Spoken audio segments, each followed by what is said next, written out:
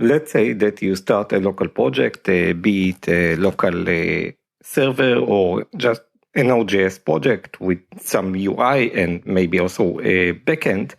Then you're interested to see the results, which means that all the ceremony of packaging the stuff, sending it to some remote servers, fetching all the dependencies, all the cleanup, is something that we actually want to get rid of. We just want to write our code, see the results, test it, compile it, and send it to deployment, especially if you're a solo developer or this is a personal project. So there is a really cool project for that purpose exactly, and it's called Zero Server. The tagline of it is Zero Configuration Web Framework. You install it with npm install -g 0. And what this project does for you is to abstract all the project configuration. Basically, it would abstract from you the routing, which means if you place a file at a certain place, let's say login.js, then it would automatically have the path localhost 8000 and login.js. You don't need to configure the routing. Also the bundling of the project and then the deployment of it.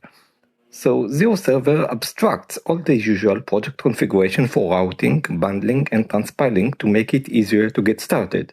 It allows you to build your application without worrying about package management or routing. You write your code in a mix of languages such as Node.js, React, HTML. So as we said, it abstracts out the routing, for example. So if you place a file under /API/login.js, then it's going to be exposed at http://yourdomain.com/API/login. Also, let's say that you require a package in Node.js, so you run, let's say, require _, then it is going to be automatically installed and resolved. And we can always create the package JSON to specify the actual versions. So as we said, to install the Zero Server, we run npm install -g 0. And then they give in the documentation an example of time.js, where this web application returns the timestamp of the server. Okay, so they have a require moment and then result.send the time. And then after you wrote this file, note this was a single file that you wrote, time.js, and then you run 0, which starts the server. You go to localhost port 3000/time and you have it. You have a web API that returns the time. Note how we didn't mess with package.json, with installing the dependencies, with starting up the server, with routing, with choosing the routing library, with any config file. Actually, we didn't have any config files, even not package.json. The next example they give in the documentation is a React web component that calls the server. So they have JSON await fetch /time, and then the response returns the actual JSON in render of HTML.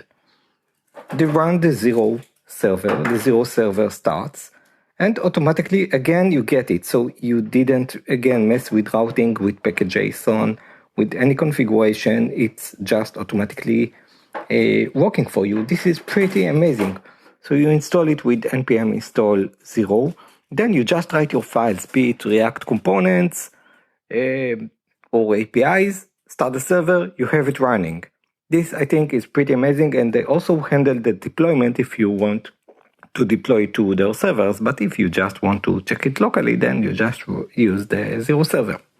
So this was a brief introduction into zeroserver.io.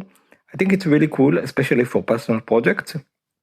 I think also we can learn from it on how we can progress other projects to make them easier, because usually we are stuck into the concept that user need to build to run to the, and the developer just wanted to write some code to test it and to run the server. all this ceremony around is not actual work. It's something that we should get rid of. And I think Zero, as the name suggests, Zero Nothing, did an excellent work in showing us how it's possible to be so minimalistic in our writing and to assume the configuration, the routing, and the packaging. So this was Zero Server Tutorial. Thank you for listening and see you next time.